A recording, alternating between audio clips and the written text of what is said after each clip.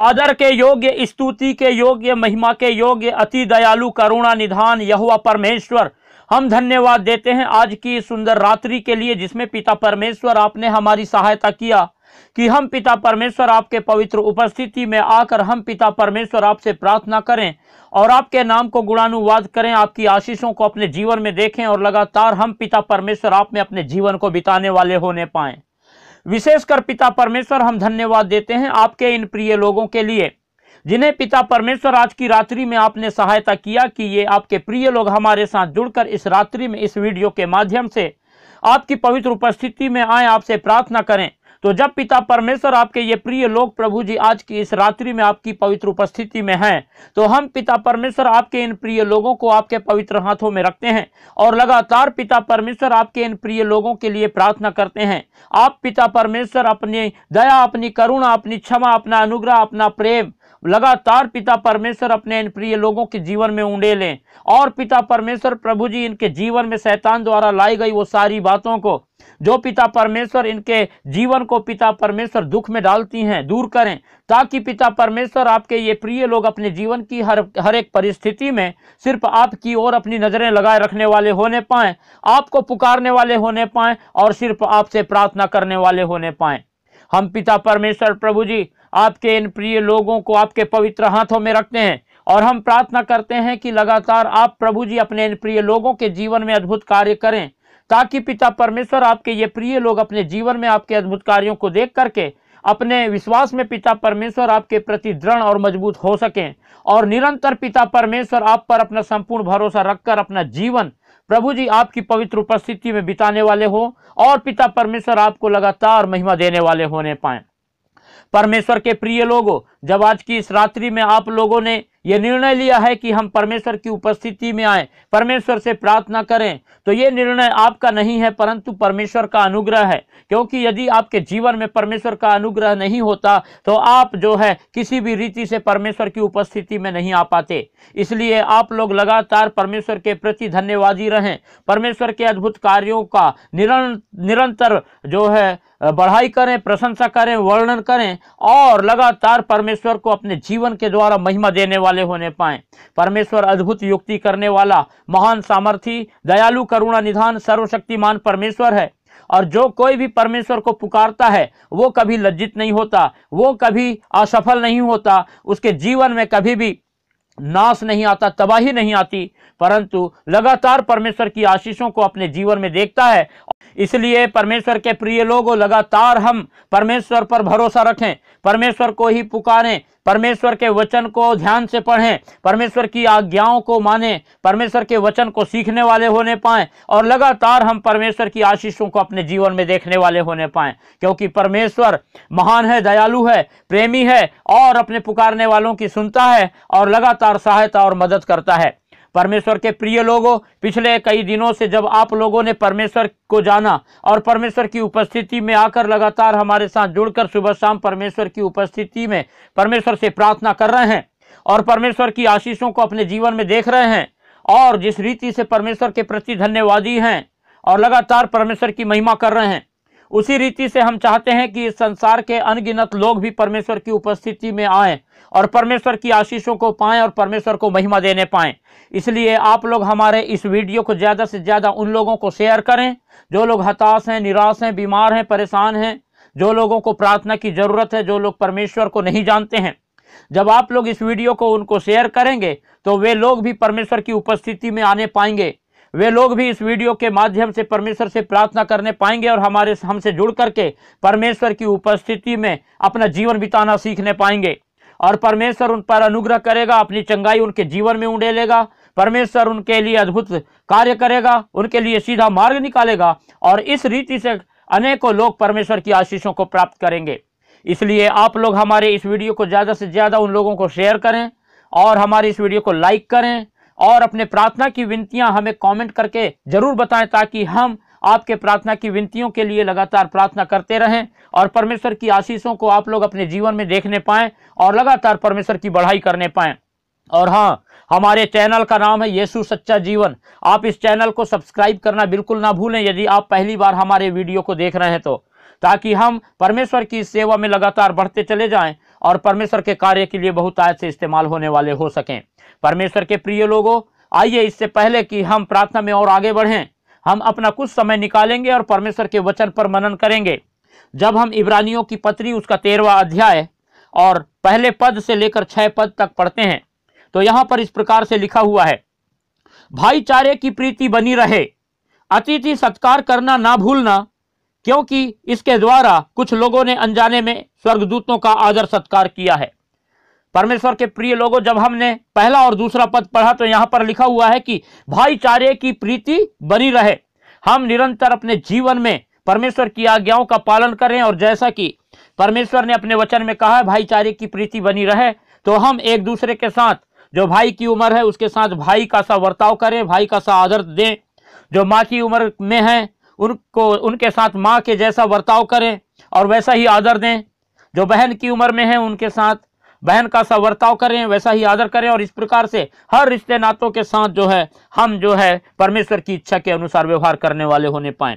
लिखा है अतिथि सत्कार करना ना भूलना, क्योंकि इसके द्वारा कुछ लोगों ने अनजाने में स्वर्गदूतों का आदर सत्कार किया है। और परमेश्वर चाहता है कि हम निरंतर अपने जीवन में, अपने घर परिवार में, जब कभी भी जहां कहीं से कोई अतिथि आता है तो हम जो है अतिथि सत्कार करना कभी ना भूले, क्योंकि यहाँ पर लिखा हुआ है कि अनजाने में कई लोगों ने स्वर्गदूतों का आदर सत्कार किया है, जो हमारे लिए बहुत ही जो है बड़ी बात है, बहुत ही आशीष की बात है। और जब हम आगे तीसरा पद पढ़ते हैं तो यहाँ लिखा है, कैदियों की ऐसी सुधि लो कि मानो उनके साथ तुम भी कैद हो, और जिनके साथ बुरा बर्ताव किया जाता है उनकी भी यह समझकर सुधि लिया करो कि हमारी भी देह है। परमेश्वर के प्रिय लोगों, हम लोग जो है कैदियों की भी जो है ध्यान रखें, कैदियों का भी ध्यान रखें। उनके लिए हम क्या कर सकते हैं, हाँ वो जो है इस बात का हम ध्यान रखें। अन्य लोगों तो जो है कैदियों को जो है बुरी दृष्टि से देखते हैं और उनको जो है कुछ भी नहीं समझते, लेकिन परमेश्वर का वचन कहता है कि हमें जो है उनका ध्यान रखना है। उनकी जो है कुछ हम यदि सहायता कर सकते हैं, मदद कर सकते हैं तो वो हमें करना है, ताकि लगातार जो है परमेश्वर की इच्छा हमारे जीवन से पूरी हो और हम भी उनके सामने जब आएँ तो उन्हीं के तरह, जैसे वो कैद में हैं, हम भी अपने आप को वैसा ही जो है उनके सामने पेश करें। और जिनके साथ बुरा वर्ताव किया जाता है, जो निम्न स्तर के लोग हैं, जिनका लोग आदर नहीं करते, जिनको समाज में कोई भी कुछ भी नहीं मानता, हम जो है उन लोगों का भी आदर करें। उनके साथ जो है सोच समझकर परमेश्वर की इच्छा के अनुसार व्यवहार करें। उनकी भी यदि कुछ हम सहायता कर सकते हैं तो वो जरूर करें, क्योंकि ये सारी बातें परमेश्वर की इच्छा के अनुसार है और परमेश्वर हमें अपनी आशीषों से भरपूर करेगा। चौथे पद में लिखा हुआ है, विवाह सब में आदर की बात समझी जाए और विवाह बिछौना निष्कलंक रहे, क्योंकि परमेश्वर व्याभिचारियों और पर स्त्रीगामियों का न्याय करेगा। परमेश्वर के प्रिय लोगों, परमेश्वर ने विवाह को सबसे आदर की बात मानने के लिए कहा है, और हमेशा परमेश्वर ने विशेष बात ये कहा है कि हम हमेशा हर प्रकार से व्याभिचार और पर स्त्रीगामी का जो स्वभाव होता है उनसे बच करके रहें, और विवाह का जो बिछौना है निष्कलंक रहे, ताकि परमेश्वर निरंतर हमें आशीषित करे। और परमेश्वर जो है वो बताता है कि परमेश्वर व्याभिचारियों और पर स्त्रीगामियों का एक दिन न्याय करेगा, और उस दिन वे लोग जरूर दोषी ठहरेंगे, क्योंकि जिस रीति से यहाँ पर लिखा है उस रीति से यही बात समझ में आ रही है, यही बात सामने आ रही है। जब हम 5वां पद पढ़ते हैं तो यहाँ लिखा है, तुम्हारा स्वभाव लोभ रहित हो और जो तुम्हारे पास है उसी पर संतोष करो, क्योंकि उसने अपने आप ही कहा है, मैं तुझे कभी ना छोड़ूंगा और ना कभी तुझे त्यागूंगा। परमेश्वर के प्रिय लोगों, हम लगातार परमेश्वर की आज्ञाओं का पालन करें। जब हम 10 आज्ञा पढ़ते हैं तो वहां पर यह आज्ञा है कि लालच ना करना, और लालच हमें पाप की ओर लेके जाता है, और परमेश्वर नहीं चाहता कि हम पाप में पड़ें, परंतु परमेश्वर की प्रतिज्ञा है कि वो हमें कभी छोड़ेगा नहीं, कभी त्यागेगा नहीं। इसीलिए यदि हमारे पास कुछ नहीं भी है तब भी परमेश्वर हमारी सहायता करेगा और लगातार हमारे साथ रहेगा। और जब हम 6वां पद पढ़ते हैं तो यहाँ लिखा है, इसलिए हम निडर होकर कहते हैं, प्रभु मेरा सहायक है, मैं ना डरूंगा, मनुष्य मेरा क्या कर सकता है। इसलिए परमेश्वर के प्रिय लोगों, हम लगातार अपना संपूर्ण भरोसा परमेश्वर पर रखें, क्योंकि परमेश्वर महान है, सर्वशक्तिमान है, हमारे साथ रहने वाला परमेश्वर है, हमारी ओर से लड़ने वाला परमेश्वर है। इसीलिए हम किसी से ना डरें, सिर्फ परमेश्वर का भय माने और लगातार परमेश्वर में जीवन बिताएं, और मनुष्य हमारा कुछ नहीं बिगाड़ सकता, इस बात को गांठ बांध कर रख लें, क्योंकि परमेश्वर हमारा महान है, सर्वशक्तिमान है, और वो हमको कभी छोड़ने वाला नहीं है। परमेश्वर अपने वचन के द्वारा हमको आशीष देने पावे। हालेलुया। अनुग्रहकारी, दयालु, करुणा निधान सर्वशक्तिमान पिता परमेश्वर,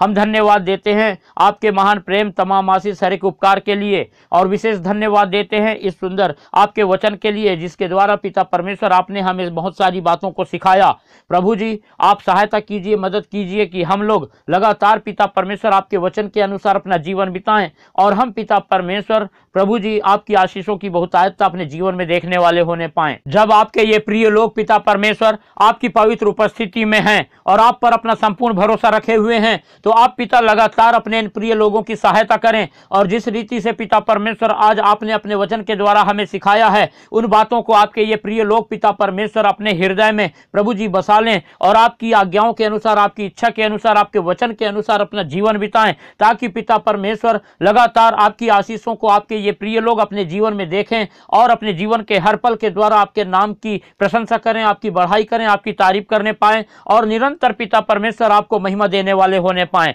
महान पिता परमेश्वर प्रभु जी, हम इस समय विशेषकर आपके इन प्रिय लोगों को आपके हाथों में रखते हैं, और हम पिता परमेश्वर प्रार्थना करते हैं, जब आपके ये प्रिय लोग पिता परमेश्वर हमारे साथ जुड़कर इस वीडियो के माध्यम से आपकी पवित्र उपस्थिति में हैं कि आपसे प्रार्थना करें, तो हम पिता परमेश्वर आपके इन प्रिय लोगों को आपके पवित्र हाथों में रखकर प्रार्थना करते हैं कि जितनी भी शैतान ने इनके जीवन में उपद्रव मचा रखा है, जितनी भी पिता परमेश्वर अशांतियां इनके जीवन में, इनके घर परिवार के लोगों में लाया है, आप पिता परमेश्वर अपने इन प्रिय लोगों के जीवन से वो सारी गड़बड़ियों को, वो सारी अशांतियों को दूर करके अपनी शांति से अपने इन प्रिय लोगों को, इनके घर परिवार को भरपूर कर दीजिए। और पिता परमेश्वर प्रभु जी लगातार सहायता कीजिए कि आपके ये प्रिय लोग प्रभु अपने परिवार में, अपने जीवन में आपके आनंद को, आपकी शांति को, आपके प्रेम को, आपकी खुशी को देखने पाएं, और लगातार पिता परमेश्वर अपना जीवन जब आपकी पवित्र उपस्थिति में बिताएं, तो पिता परमेश्वर दूसरे लोग भी प्रभु आपके इन प्रिय लोगों को देखें और जाने कि आप यहोवा महान सामर्थी, वो सर्वशक्तिमान परमेश्वर हैं, जिसके लिए कोई भी कार्य असंभव नहीं है।